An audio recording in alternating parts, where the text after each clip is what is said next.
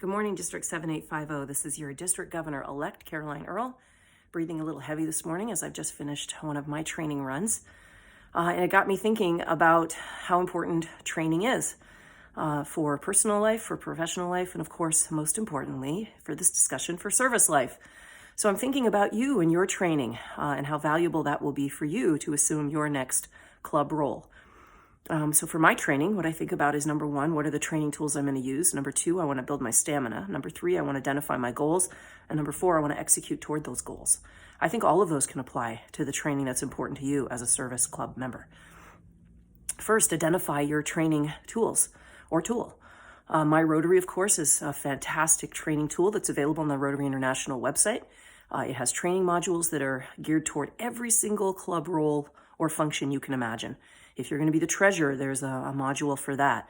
The individual learning modules in the My Rotary Learning Center for any club role or committee role are, usually 10 to 15 minutes long each. You can do them at your leisure, depending on your schedule. And it's a great way to train for your role coming up. And of course, one of the reasons you want to train is stamina. We all know individuals who have performed a club role or function in a club and then ended up just getting beaten down by it and left. We don't want that to happen to anyone. And so one of the ways you do that is to get trained up so that you have the stamina to go forward and perform your role and do it in a way that's joyous to you and that fulfills you and fulfills your club's goals. And of course, speaking of goals, the number three approach is to identify your goals. So what are your goals for your incoming club year? If you're going to be club president, what are 2 or 3 goals that you want to achieve this year? If you're going to be the secretary or treasurer, if you're going to be the membership chair, what are the goals that you want to fulfill as well? So identifying goals, as we all know, is really important toward working toward those goals and achieving them. And then fourth, of course, you want to move forward towards your goals.